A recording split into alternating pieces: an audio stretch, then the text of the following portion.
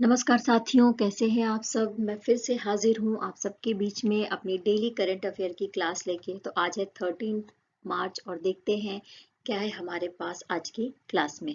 और सबसे पहले हम जो बात करते हैं सुबह के सुविचार से करते हैं। तो आइए स्टार्ट करते हैं अपनी क्लास। सुबह का सुविचार क्या है? जिंदगी में कुछ पाना हो तो तरीके बदलो, इरादे नहीं। यानी अगर आपका जिंदगी में कोई लक्ष्य है, कुछ पाना चाहते हैं, आपने कुछ डिसाइड किया है और आप हार रहे हैं, तो हारिए मत, उठिए, खड़े होइए और चलने की कोशिश करिए। अपने आप के ऊपर गुस्सा करने से अच्छा है कि आप अपने तरीकों के ऊपर फोकस करिए। तरीके देखिए, आप कौन से तरीके छोड़ सकते हैं, कौन से नए तरीके अपना सकते हैं। और इसके लिए आपको इरादा बदलने की ज़रूरत नहीं है, आप अपने तरीके बदलिए। और डेफिनेटली जब आप अपने तरीके बदलेंगे तो आप देखेंगे कि धीरे धीरे इम्प्रूवमेंट हो रही है और जो आप पाना चाहते हैं उसको प्राप्त कर चुके हैं। इसी सुविचार के साथ मैं स्टार्ट करती हूँ अपनी आज की क्लास। पहली हम बात करेंगे भारत की उन महिलाओं के बारे में जो बिलियनियर्स हैं। एक रिपोर्ट दी गई है सिटी इंडेक्स 2023 के द्वारा, जिसका नाम है international women's day study report. इस रिपोर्ट में कहा गया है कि जो भारत है, भारत की जो महिलाएं हैं, वो 5वें नंबर पर जो बिलियनियर्स की जो लिस्ट है उसमें शामिल हुई हैं। जैसा कि आप लिस्ट देख सकते हैं, यूनाइटेड स्टेट नंबर 1 पे है, फिर चाइना आता है, फिर जर्मनी आता है, फिर इटली आता है और फिर ऑस्ट्रेलिया और इंडिया और हांगकांग 5वें नंबर को साझा कर रहे हैं। तो भारत की महिलाओं के लिए बहुत गर्व की बात है। अच्छा, भारत में अगर हम सबसे अमीर महिला के बारे में बात करते हैं तो वो कौन है? देखिए, इनका नाम इम्पोर्टेंट हो जाता है क्योंकि ये इंडेक्स जो है दिया गया है, इस वजह से क्वेश्चन में पूछा जा सकता है।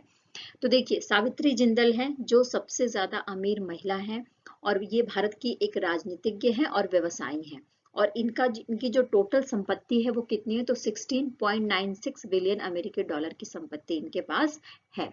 तो यहाँ से हमारे 3 क्वेश्चन बन जाते हैं कि भारत का स्थान पूछा जा सकता है। भारत अपना जो स्थान किससे साझा कर रहा है, किन 2 देशों के साथ साझा कर रहा है, और भारत की सबसे अमीर महिला कौन है। अब हम बात करेंगे, कैलिफोर्निया में स्थित है सिलिकॉन वैली बैंक, उसको बंद कर दिया गया है 9 मार्च को। और किसके द्वारा बंद किया गया है? तो California department of financial protection and innovation के द्वारा। और यूएसए का ये 16th नंबर का सबसे बड़ा बैंक है। और आपको बता दें कि इसके भी पहले 2008 में अमेरिका में आर्थिक मंदी आई थी और उसके दौरान भी 2 फर्म्स को बंद किया गया था, वॉशिंगटन म्यूचुअल और लेहमन ब्रदर्स को, है ना। और अब जो है किसको बंद कर दिया गया है? तो सिलिकॉन वैली बैंक को बंद कर दिया गया है। और साथ में इसका जो असेट रिसीवर के तौर पर नियुक्त किया गया है फेडरल डिपॉजिट इंश्योरेंस कॉर्पोरेशन को। अच्छा, जब 31 दिसंबर 2022 में इसकी संपत्ति का, अब इसकी जो टोटल संपत्ति थी वो कितनी थी तो देख लेते हैं। तो 209 बिलियन डॉलर थी और कुल जमा में लगभग 175.4 बिलियन डॉलर था इसके पास में।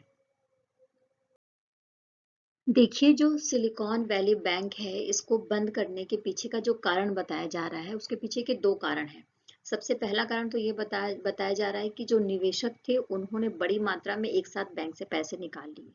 और दूसरा कारण ये बताया जा रहा है कि फेडरल डिपॉजिट इंश्योरेंस कॉर्प ने जो ब्याज दरें बढ़ा दी थी, तो उस ब्याज दरें बढ़ने की वजह से ही जो सिलिकॉन वैली बैंक है उस पर असर पड़ा था और इसकी वजह से ही ये सारी जो गणित है वो बिगड़ गई और इसको बंद करना पड़ गया सिलिकॉन वैली बैंक को।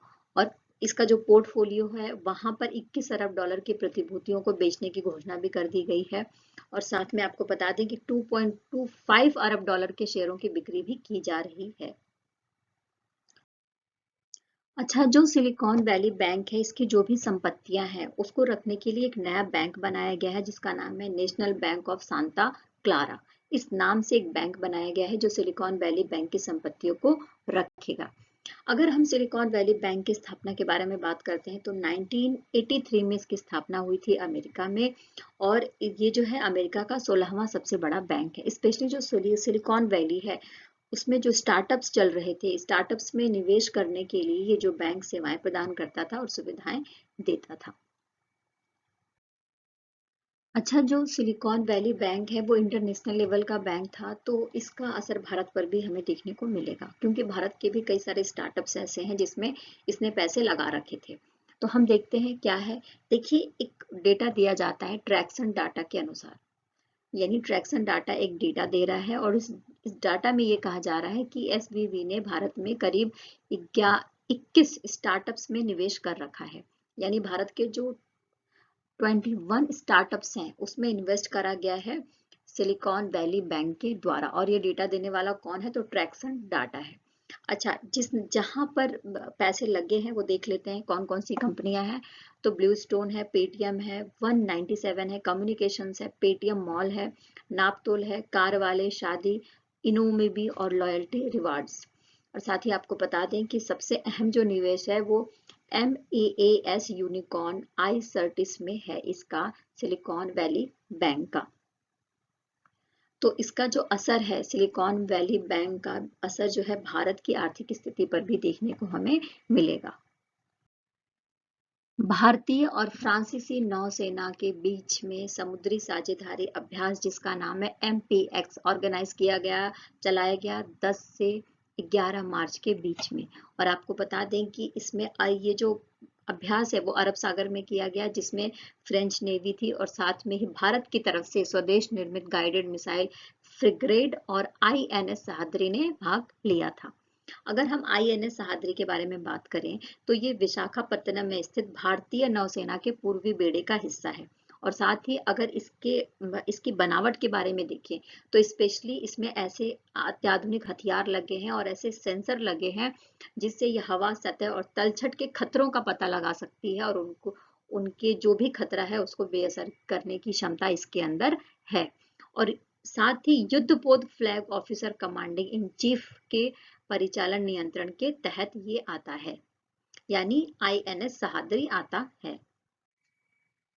अब हम बात करेंगे कर्नाटका के बारे में, जहां पर बेंगलुरु मैसूर एक्सप्रेसवे राष्ट्र को समर्पित किया गया है 12 मार्च को प्रधानमंत्री श्री नरेंद्र मोदी जी के द्वारा। और ये जो एक्सप्रेसवे है ये 10 लेन की एक्सप्रेसवे है, ये वे है जो कर्नाटका में कनेक्टिविटी और साथ में सामाजिक आर्थिक विकास को बढ़ावा देगी। और इसमें जो लागत आई है वो 8400 करोड़ रुपए की लागत आई है। स्पेशली जो 118 किलोमीटर लंबा है ये, और जो बेंगलुरु और मैसूर के बीच में 3 घंटे का जो टाइम लगता था वो अब टाइम पीरियड घटकर कितना हो गया है, तो 75 मिनट का हो गया है। यानी कि इससे जो है जनता को लाभ होगा। ऑस्ट्रेलिया के ओपनर बल्लेबाज है जिनका नाम है शॉन मॉस, उन्होंने घरेलू क्रिकेट से संन्यास लेने की बात करी है और ये संन्यास ले रहे हैं। और आपको बता दें कि इन्होंने जो है 17 साल की उम्र में 2011 में इन्होंने अपना क्रिकेट करियर स्टार्ट किया था ऑस्ट्रेलिया के लिए। और इनको चोट लगी है, तो चोट लगने की वजह से ही ये संन्यास ले रहे हैं। जैसा कि हम सबको पता है कि भारत की जो सरकार है वो इलेक्ट्रॉनिक वाहनों पर, इलेक्ट्रॉनिक व्हीकल पर बहुत ज़्यादा फोकस कर रही है। स्पेशली जो मकसद है वो पर्यावरण संरक्षण का है। तो इसी क्षेत्र में कई सारे काम किए जा रहे हैं। तो हम सबको पता है कि उत्तराखंड में 4 धाम यात्रा करा जाता है। तो उसी 4 धाम यात्रा में जो मार्ग है उसमें जो 900 किलोमीटर का जो एरिया है वहां पर सबसे लंबा इलेक्ट्रॉनिक तीर्थ यात्रा गलियारा बनाया जा रहा है। और जिसमें आप देखेंगे तो जो निजी इलेक्ट्रिकल वाहन होंगे उनके लिए हर 30 किलोमीटर पर चार्जिंग पॉइंट उपलब्ध कराया गया है। साथ ही जो जो इस राज्य के जो गेस्ट हाउस हैं वहां पर भी चार्जिंग पॉइंट बनाए गए हैं। और स्पेशली तीर्थ कॉरिडोर का सर्वे पूरा कर लिया गया है और चार्जिंग पॉइंट कहाँ कहाँ पर, चार्जिंग स्टेशन कहाँ कहाँ पर बनेंगे, इसके बारे में भी सब सारी डिटेलिंग कर ली गई है। अब हम बात करेंगे, भारतीय सेना ने सिक्किम में एक परीक्षण किया है पाम 400 ड्रोन का। अगर आप इसकी जो बनावट है, इसकी जो क्षमता है वो देखेंगे तो वो इजराइल के हीरो 400 जैसा ही है। और इसको पूरी तरीके से प्रेसिशन अटैक लाइटरिंग म्यूनिशन की के तर्ज पर बनाया गया है, जिसका नाम दिया गया है पाम 400 हथियार। स्पेशली ये रिमोट से चलने वाला हथियार है और इसको जब दागा जाएगा तो कैनिस्टर से दागा जाएगा, ठीक है, यानी रिमोटली पायलटेड व्हीकल के रूप में काम करेगा और दुश्मन के इलाके में इसको भेजकर तबाही मचाई जा सकती है। अगर हम बात करें कि ये कितनी ऊंचाई तक जा सकता है, तो ये 4000 फीट की ऊंचाई तक जा सकता है और साथ में ही 120 मिनट तक उड़ान भर सकता है। यहाँ से 3 क्वेश्चन बन गए। देखो, सबसे पहला क्वेश्चन ये है कि कौन से ड्रोन का सिक्किम में परीक्षण किया गया है, तो पाम 400 का परीक्षण किया गया है। सेकंड क्वेश्चन बन सकता है कि ये किस देश के ड्रोन की तरह है, तो इसराइल के हीरो 400 की तरह है। इसकी ऊंचाई और मारक क्षमता क्या है, ये सारी बात यहाँ पर क्वेश्चन के रूप में बन सकते हैं। देखिए, इंटरनेशनल न्यूज़ है और एक राजनीतिक, पूरे विश्व का जो राजनीति है उसमें एक अहम रोल अदा करेगी ये न्यूज़। क्या है, ईरान और सऊदी अरब के बीच में फिर से राजनयिक संबंध स्टार्ट होने की बात कह दी गई है इन दोनों देशों के द्वारा, और इसमें चाइना का विशेष महत्व है और चाइना का विशेष रोल है। स्पेशली 6 से 10 मार्च के बीच में पेजिंग में बातचीत हुई थी ईरान और सऊदी अरब के बीच में, और ये लोग समझौते पर राजी हो गए हैं कि दोनों देश एक दूसरे के क्षेत्र में दूतावास और अपने कार्यालय को फिर से खोलेंगे। तो ये एक अंतरराष्ट्रीय पॉलिटिक्स में बहुत बड़ी न्यूज़ है। अब हम बात करेंगे उत्तर प्रदेश सरकार के बारे में, जिसने अपनी पहली खेल नीति 2023 की मंजूरी दे दी है। राज्य कैबिनेट ने ये मंजूरी पास कर दी है और 10 मार्च को ऐसा किया गया है। अब ये जो नीति बनी है इसके तहत क्या क्या किया जाएगा, यानी इस पॉलिसी के तहत खेल के संदर्भ में क्या क्या काम किया जाएगा, ये देख लेते हैं और यहाँ से कई सारे क्वेश्चन बन जाते हैं। ठीक है, देखिए, सबसे पहले तो जो एसोसिएशन है, खेल अकादमी है, उनको फाइनेंशियली उनकी हेल्प करी जाएगी। इंफ्रास्ट्रक्चर में बदलाव किया जाएगा और जो ट्रेनिंग की जो सुविधाएं हैं उसको ज्यादा से ज्यादा बढ़ाने की बात कही गई है। इसके अलावा राज्य खेल प्राधिकरण का गठन किया जाएगा और जो मॉडल होगा इसके गठन का, वो पीपीपी मॉडल होगा, यानी पब्लिक प्राइवेट पार्टिसिपेशन का जो मॉडल है, इसके माध्यम से राज्य खेल प्राधिकरण का विकास किया जाएगा और इसका निर्माण किया जाएगा। हमारे जो जो यूपी गवर्नमेंट के जो स्कूल हैं वहां पर खेल और शारीरिक शिक्षा और योग के लिए 40 मिनट निर्धारित किया गया है।